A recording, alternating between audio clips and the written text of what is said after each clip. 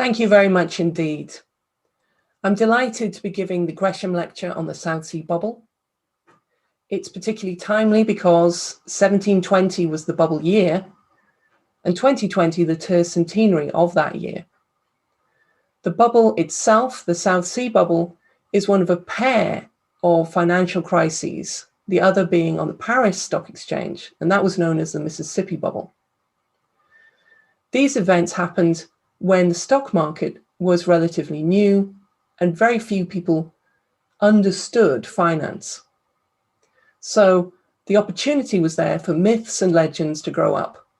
I hope in this lecture to explain to you some of the facts behind the bubble year and also bring more detail to what is a very well-known story, but which few people seem to understand in any great depth. Many people have heard of the bubble. They associate it with perhaps some sort of fraud or something to do with Robert Walpole, Britain's first Prime Minister, but they don't know much about it beyond that. Well, I hope to enlighten you. Interestingly, in 2020, we had various activities planned to commemorate the bubble year, which all had to be shelved because of COVID. But 2020 was a momentous year in other ways because it drew attention to slaving history. Indeed, histories of people that had been overlooked, at least on the national level, for quite some time. Few people outside of Bristol had heard of Edward Colston until his statue went into Bristol Harbour as part of a protest. Colston had been venerated as a great benefactor of the city of Bristol, paying for almshouses and schools, and that is why his statue had been put up in the first place. He had been, if you like, unmasked as a major slave trader by successive generations of political activists and historians because of his connections to the very top ranks of the Royal African Company, which was Britain's preeminent slaving company at one point. Colston's vast wealth was connected to the RAC, but also to the sugar trade, and sugar was farmed on the plantation economies of the Caribbean, which were a byword for cruelty. It's interesting to me, having studied the South Sea bubble for well over 20 years, going on 25, that for a very long time, the South Sea Company's slaving activities have been overlooked. In fact, some people had believed strongly that the South Sea Company wasn't even involved in the slave trade. It had been set up to handle government debt, a complicated process that I will hopefully unpick for you, but it had also been given the right to trade in slaves to the Spanish colonies. And one aspect of this trade that is important is that it was working alongside Colston's old company, the Royal African Company. Therefore, investment in the South Sea Company, whether in the bubble year or not, is an investment in the slave trade. And the reassessment of this aspect of the South Sea Company's history has brought all kinds of things to light, including the investments of Thomas Guy. Guy was much better known than Edward Colston because he gives his name to Guy's Hospital in London. This is his statue that stands in the grounds. Guy was a bookseller and philanthropist, but he was also someone who invested in the South Sea Company and hence in the slave trade. The reassessment of these links between the early economy and slavery have reinvigorated an interest in the South Sea Company itself. But the usual tale is one where the slave trade is mysteriously absent and is replaced instead with stories of gambling mania, folly and fraud, and all kinds of ridiculous goings on the stock market. It is true that there was a huge increase in the share price of the South Sea Company, which went far above any reasonable assessment of its value. You can see it here as the blue line. You can also see just as sharply the fall in the share price as people panicked and sold out of that company. And that might have something to do with goings on within the company itself, but also, I would argue, about the market as a whole. Wider issues must be at stake here, because we can see that the Bank of England and the East India Company also experience a rise and fall in their share prices, which cannot be explained merely by the activities of the South Sea Company itself. Simply blaming the company directors for some sort of mysterious fraud is easy to do, but that said, fraud has never really been adequately explained to the public at the time. There wasn't much in the way of understanding of finance, education about the stock market, any sort of academic insight into how stock markets worked. Essentially, it was a hands-on business. And when you see this, you might be thinking about, say, the dot-com bubble or housing price bubbles. You may very well have lived through a series of bubbles which created some disquiet at the time, but were not particularly devastating. The South Sea bubble was viewed as devastating by contemporaries, but I'm going to go ahead and show you that it really wasn't, at least in the English context. This share price going up and back down again, though, did get a lot of public attention.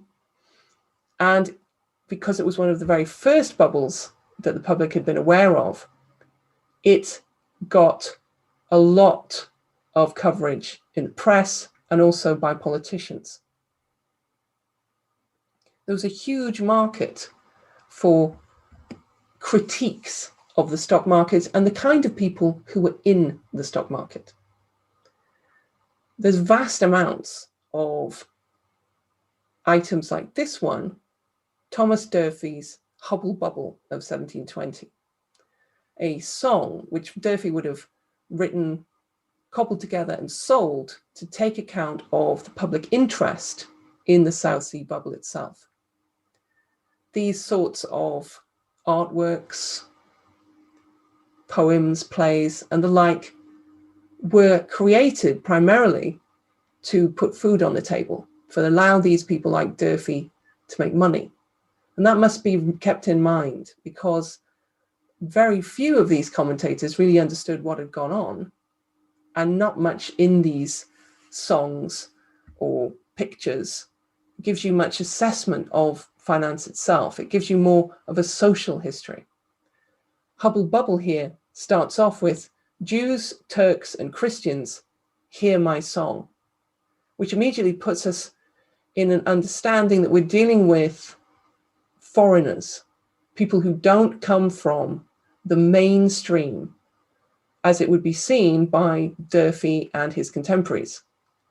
This was a country that had a landed economy. Power came from land ownership.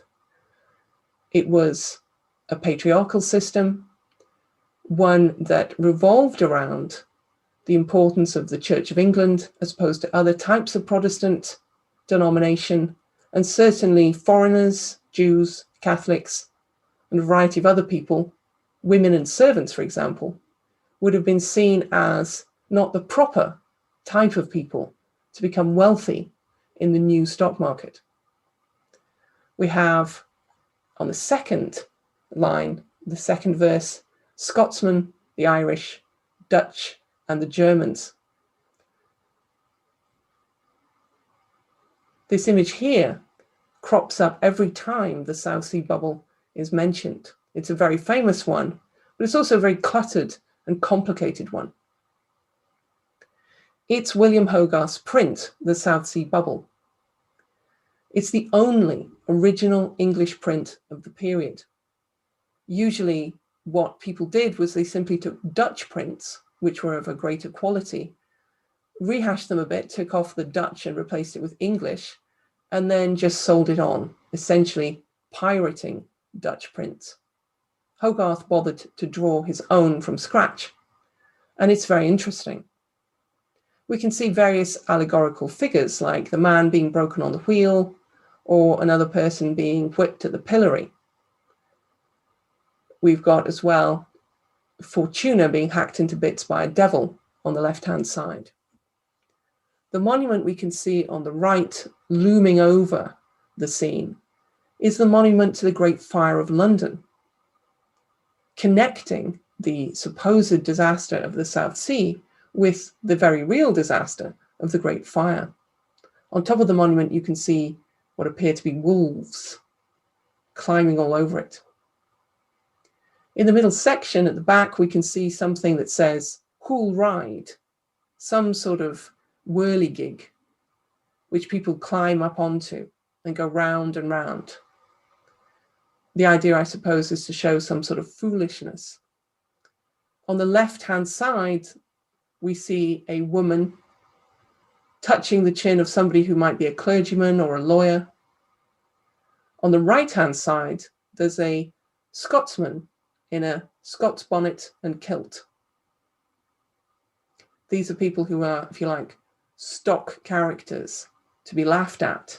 At least that is what Hogarth is putting them there. And the understanding that women should not be involved in finance, because to do so would be giving them financial independence, which might lead to sexual immorality. That idea crops up again and again and again at the period. We can see it here in the print by Hogarth. You'll see there's a building to the right at the back with people going in to a door. They're going into a building where they are raffling for husbands. These are women going in to get husbands. And there was a great deal of anxiety that women's involvement in finance would allow them to interfere in the workings of the marriage market, that old women would marry young men because the old woman was wealthy, and that young women would marry men simply for their money. At the top of the building, we can see a cuckold's horns, and a cuckold is a man whose wife is cheating on him. In the bottom left-hand corner of the screen, there are three figures playing some sort of gambling game. They are two Catholic clergymen and a Jewish man. The whole issue about this print, if you look at it closely, is that it has no disappearing vanishing point. The lines do not meet in the same point, which has been done deliberately. No vanishing point gives the sense of disorder and confusion. Hogarth is giving us the world of finance as a strange place of mythical creatures being broken on wheels, or wolves climbing all over monuments, Scotsmen riding around on some sort of carousel, women raffling for husbands, and of course, the Catholics and the Jews gambling in the foreground. Finance, the stock market, it was a new place. It was a new way in which people who might have been excluded from the social system or overlooked could make money. And that is where the anxieties come in that are depicted, if you like, in this series of stereotypes and critical attacks. What this does not show, you may notice, is anything to do with the slave trade. Not one of these people seems to be at all connected to the horrors of that trade. And indeed, this area here in the center is where Hogarth was setting his scene. It was very difficult to draw a picture of what's known as Exchange Alley because it's a cramped, tightly spaced series of alleys in the financial area of London. It's a place that had coffee houses where people could conveniently go to read newspapers, hear the news, and meet their broker. You didn't have to go there in order to buy shares because brokers would move around to different places like the Bank of England in order to meet customers there. You can see the bank just at the top. At this point, it's not reached its full extent. It's on a much smaller plot. And an earlier version of the Royal Exchange is visible at the top of the screen. The Royal Exchange was really a place to trade commodities, including imported commodities. And the story goes that that's where people trading in shares started off. But they became too noisy and rowdy and were thrown out. Moving across Cornhill into Exchange Alley and the coffee houses that were conveniently located therein. Now, whether that story is true or not, the idea that anyone can go into a coffee house, that this was not a place that was sealed off like later versions of the stock exchange, professionalized with rules and regulations, but also only really catering to an elite sort of person, place with barriers to entry, if you like. The Exchange Alley that we're talking about in 1720 was about anybody being able to come in, an equality that was troubling to the social system of the time. And that helps us to understand why there was such a fear of finance and the stock market itself that went beyond any criticism of what the South Sea Company might be doing or not doing.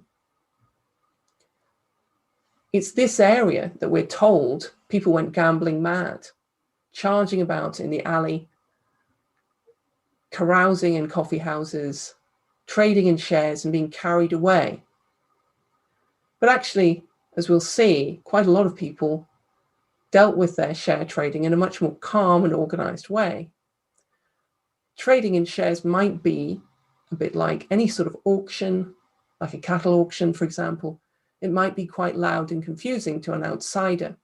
But that doesn't mean that people are gambling mad.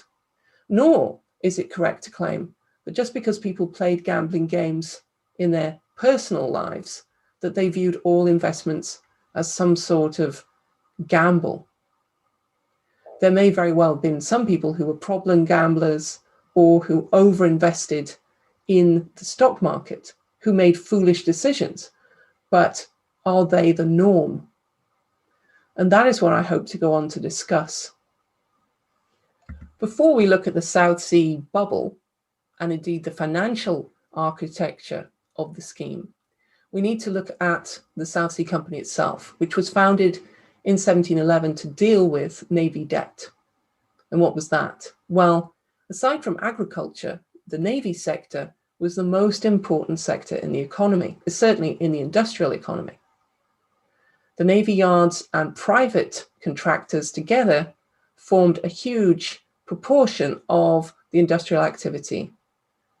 But also the Royal Navy was crucial for defense, warfare, for protecting shipping from attack from a range of enemies, including pirates, privateers, and enemy shipping. So it was crucial that the Royal Navy be able to continue its activities. Royal Navy contractors were used to charging high prices on the understanding that they were essentially going to offer very generous terms of credit to the British government, which was often in arrears with payments. These arrears became so serious at one stage that the Navy contractors simply refused to supply any more to the government unless something was done. So they were issued with shares in this new company, the South Sea, on the understanding that it would be valuable in the future and that it would have the British government's monopoly to go and trade in slaves to Spanish-held colonies. Now, at this point, you may note the Spanish themselves hadn't yet given their permission, but that came later in 1713 with the Treaty of Utrecht, ending the War of the Spanish Succession, when Spain handed over what was called the Asiento to Queen Anne. The Asiento was the contract to trade in slaves to Spanish-held colonies. This exactly was the weak point in Spain's empire. This vast empire didn't have any kind of real connection to the West African coast directly.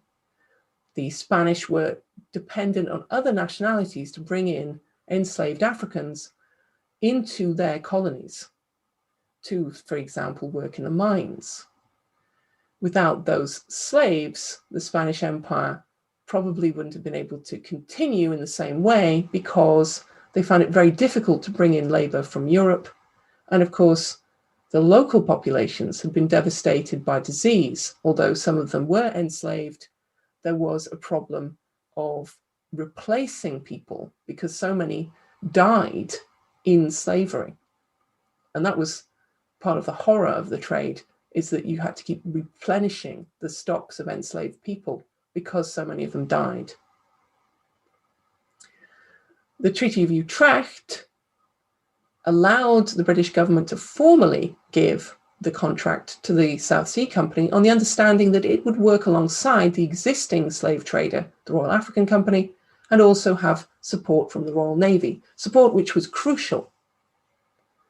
The company would be given a royal charter, allowing it to issue shares. And these shares were not going to be like a partnership where people were liable for the company's debts, but they could only lose the amount of money they'd invested.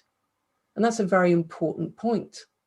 That's why having a royal charter was so crucial in being able to function as a company at this stage. These companies, like the Royal African Company in the South Sea, should be viewed not really as private companies, but as quasi-public entities, providing various aspects of support to the government, the state, but also receiving support in turn, like, say, naval protection. We'll get on to the debt management role the company played for the government, which is really quite complicated. First, we'll go through the company's slave trading activities.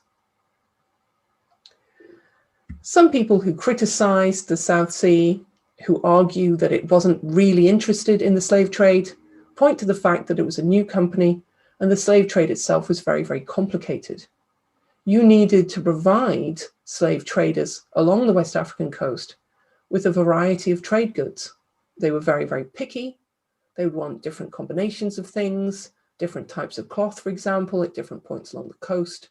And sometimes what they wanted last year, they didn't want this year. It was important to have somewhere to store excess goods and to protect them, but also to have connections to the local kings. Because actually, the slave forts were not on land owned by European nations, but rented from African kingdoms. The African kings had a lot more power than some people realize, and that meant that the diplomatic aspects of a company's connections are very, very important. It was possible for independent traders to come along with their ships and start trading at the coast, but that was much, much riskier than people who had protected harbors and established connections. And in the British context, those people were the Royal African Company. This is a coin which is connected to the company. Perhaps you can work out how I know this. It's made of gold, and Africa was producing gold. The Europeans referred to the African coast as the Guinea coast, and that's where we get the word guinea for a type of coin. This coin is of Charles II. You can see there's something underneath his head, but what is that? It's actually a very small elephant. This tells me that it is gold from Africa, but it also tells me that that gold has been brought in by the Royal African Company. I don't need to see the company's initials or any sort of explanation to make that connection, as indeed would people at the time. They knew the Royal African Company was perhaps facing difficulties in the early years of the century, but it was still a force to be reckoned with.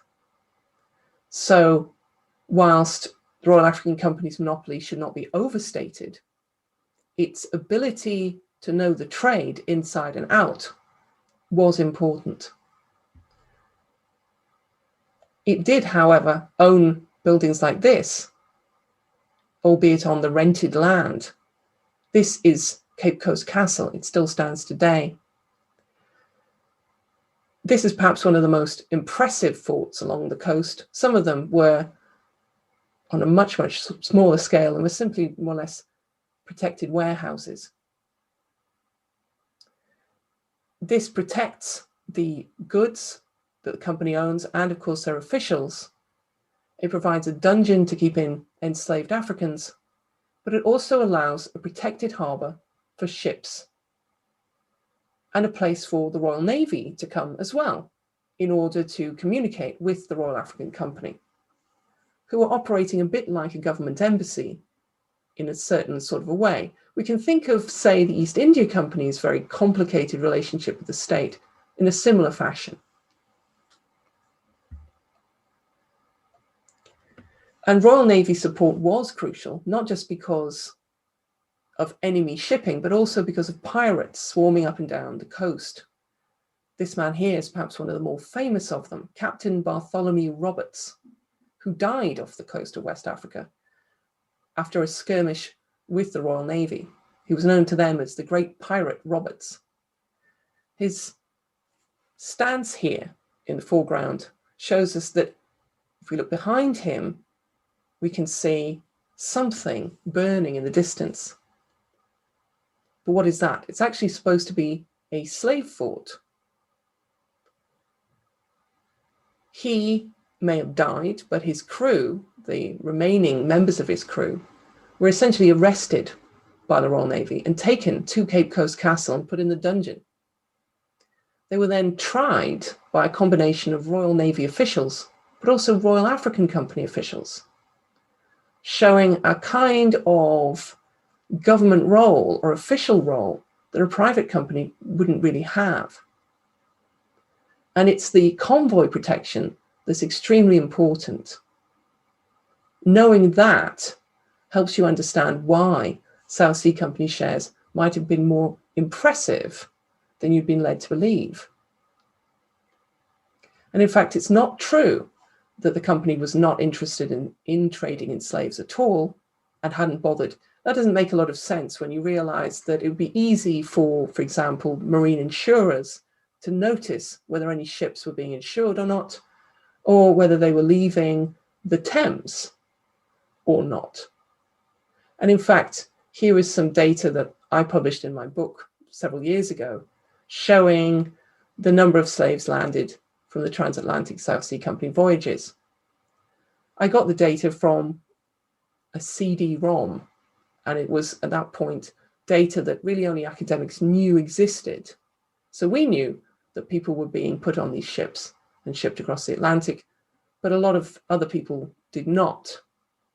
And that may help to explain the persistence of the myth that the company simply didn't do any slaving, which again then links into the idea that it was a ridiculous fraud and that anyone investing in it was some sort of idiot. But I think it's important as well, especially with the revival of interest in the horrors of the slave trade, to make it very clear that the South Sea Company did ship slaves. And that's much more easy for the public to ascertain for themselves these days, because that CD-ROM, that old piece of technology, has been replaced by an online database, easily accessible, called the slavevoyages.org database. For example, I can look into the details of a particular voyage in a ship owned by the South Sea. I've chosen the St. Mark, and I know the name of the captain, Peter Solgaard. You can also see that they sailed from London in 1713. It's often the case that London is not seen as a slave trading port.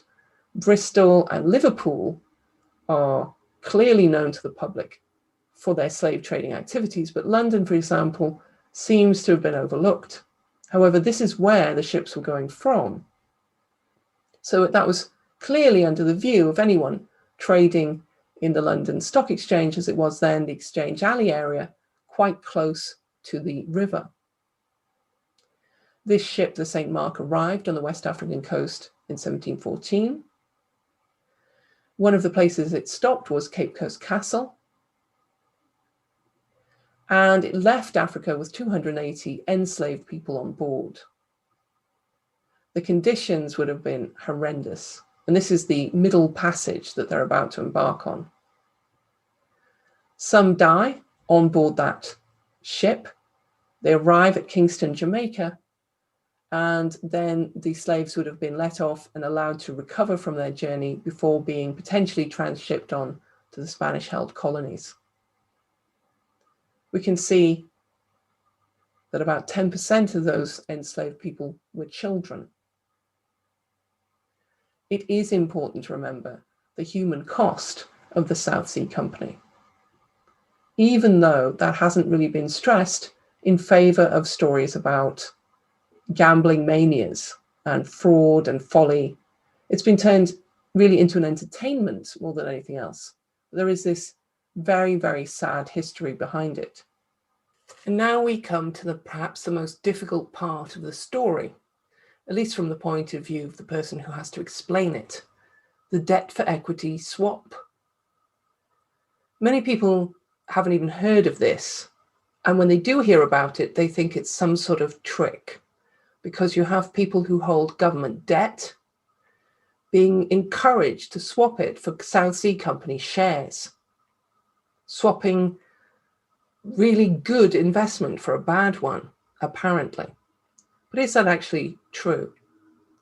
Well, we should not think of early modern British government debt as being the same as the gilt-edged securities of today. The government back then, as I've already explained with the Navy contractors, was often trying to avoid paying its debts or unable to do so. In order to maintain control over the most important and powerful politicians, Parliament was unwilling to grant them a free hand by letting them have cheap, perpetual debt. They had to keep rearranging short-term debt contracts, which were very expensive to do, and essentially the government's ability to raise money was now in a tangled mess. There were various debt instruments in hands of a large range of people, and the government was needing to clear all this up. One of the types of debt it issued was an annuity. For example, a promise to pay an annual payment. Those annuities sound good, but they are illiquid because you can't sell them on easily to anybody else. So if you're in a crisis and you need cash, it might be better to have something that is easily changed into cash, like, say, shares. And that's one reason why you might want to get rid of the debt as it was at the time. It was difficult to pass those debt instruments on to somebody else, but shares were readily assignable. You could pass them on to someone else and sell them easily.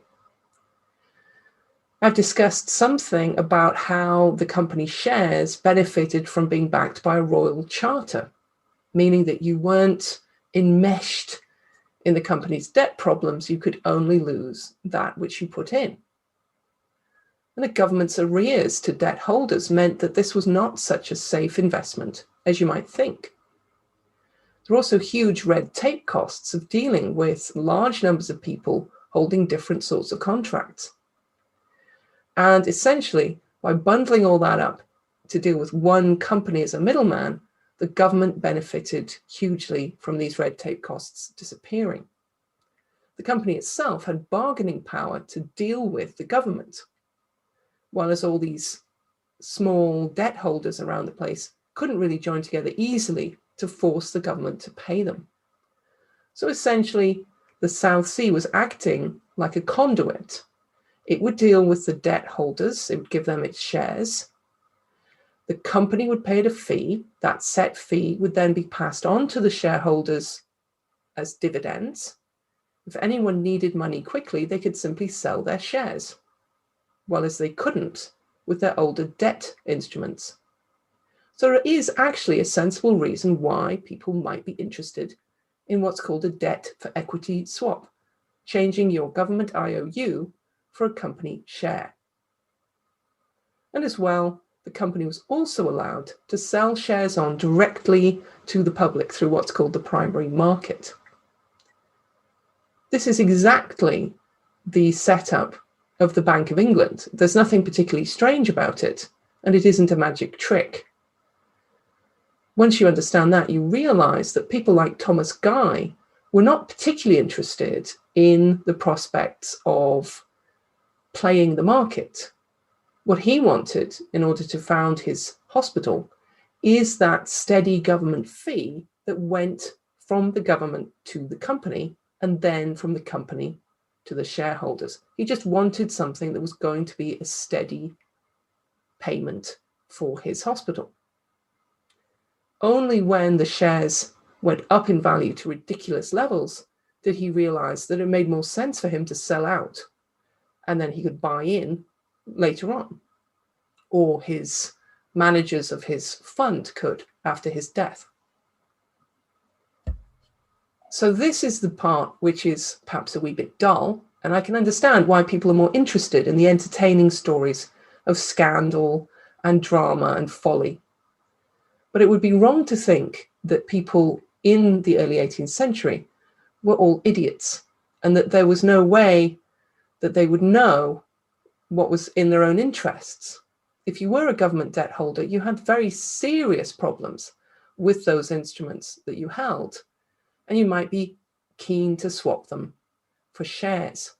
This actually happened in 4 tranches, and as the share price of the South Sea Company rose, debt holders were given fewer and fewer shares in exchange for their debts. The last round of the share swap with the debt holders, that last round was not very good for the people holding that government debt, because when they were given a small amount of shares, which were at a very high value because the share price was inflated, then when the share price crashed, they realized that they'd had a very bad bargain. But what actually happened is the government went back and renegotiated that last round of a debt for equity swap. The first few people to swap their debt for equity probably did get quite a good deal out of it. And also, what was going on across the water in France had a big impact as well. The French economy had been put under the charge of a man called John Law, a Scotsman. He was, amongst other things, a gambler, and perhaps through his gambling, he'd learned a lot about calculation of odds. He was also a visionary economic theorist. He had grand plans for the French economy, involving a paper currency, bringing together various trading companies into one big company known to us as the Mississippi Company.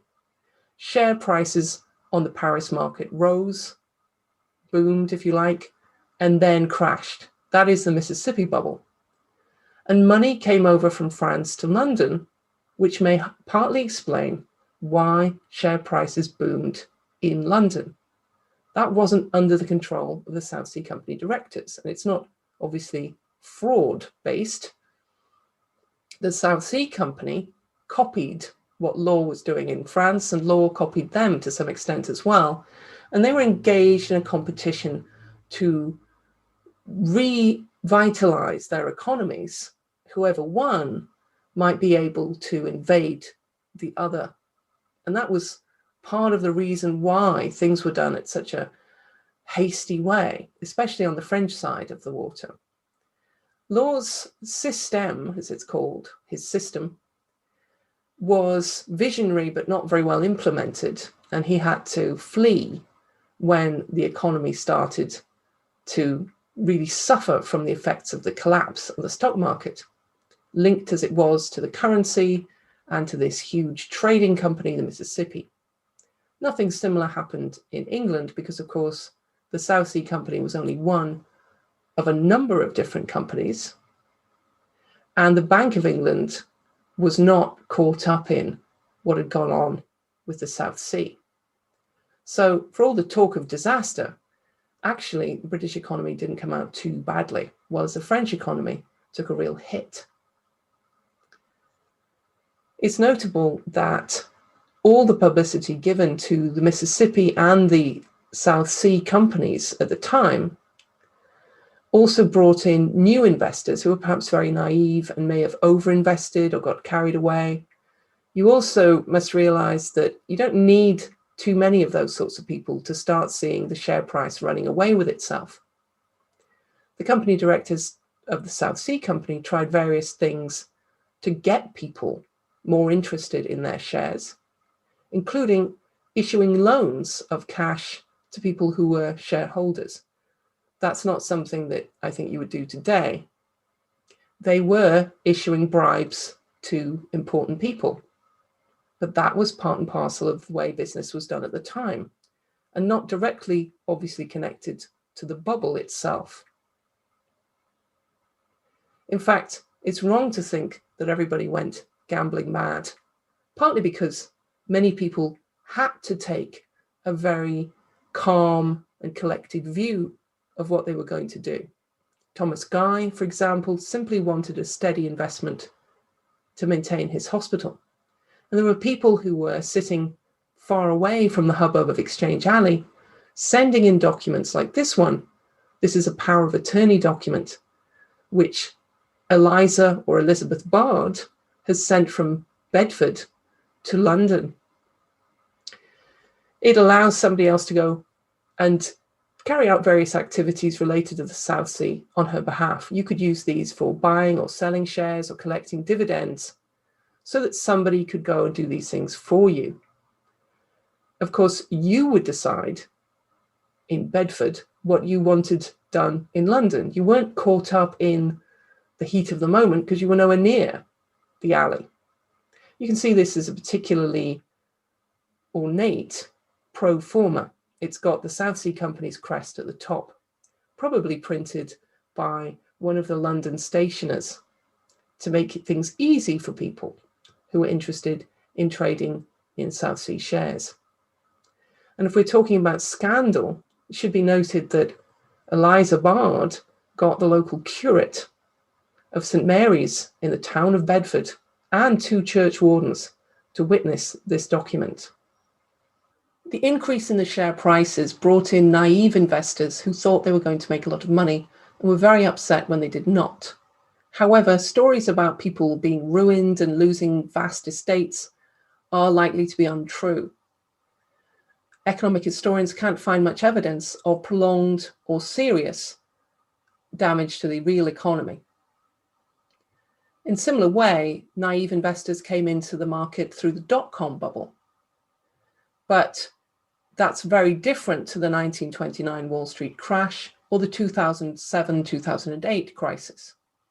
The South Sea gets a lot of attention because people didn't understand it, but they knew about it. And the hunt was on for a scapegoat. On the practical side, the Bank of England helped deal with financial issues by taking over some of the South Sea Company's government debt and managing that. The company itself underwent some reforms, but the directors were hauled before the Parliament, and something called a secret committee, which ironically was there to make things public, not secret, looked into the various machinations that went on, particularly the bribes. Bribes were something that everyone could understand, even though they were pretty common. And some of the people who took bribes were punished, like John Aislabie, the Chancellor of the Exchequer, who was put in the Tower of London. Not for very long, but as a token gesture, because the Tower was where you sent traitors. Meanwhile, other people who took bribes, like George I's mistress, were not punished. And this is because George I was a new king. He was the first of the Hanoverians.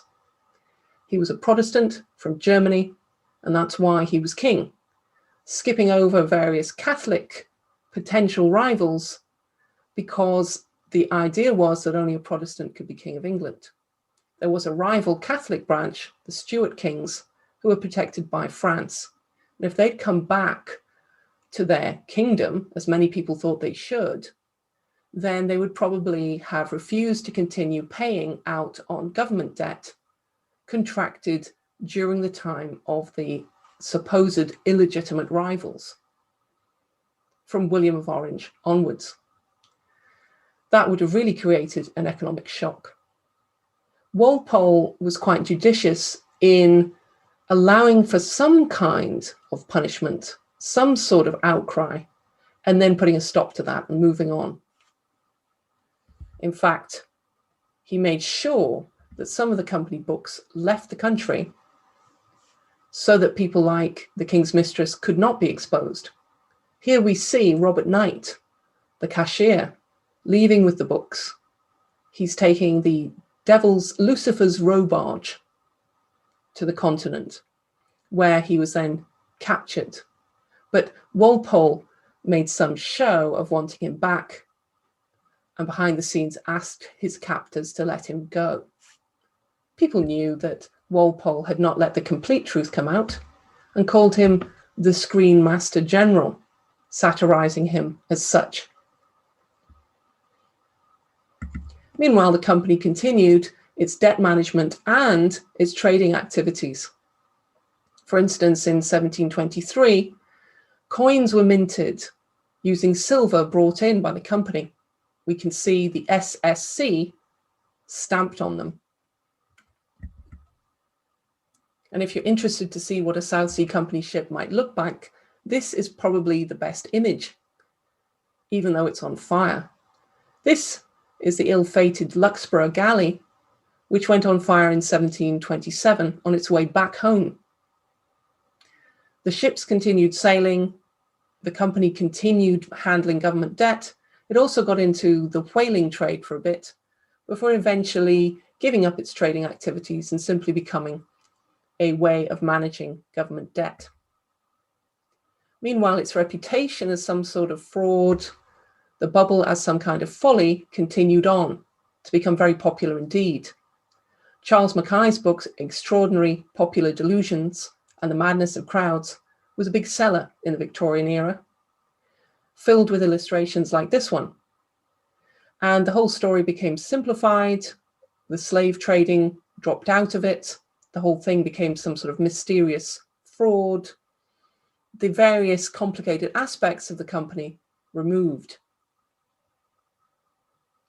The company itself, of course, just became a way that people could get low-risk investments that would pay out regularly. That continued to the mid-19th century when the government took its debt back again. And at that point, a lot of the company books were thrown out.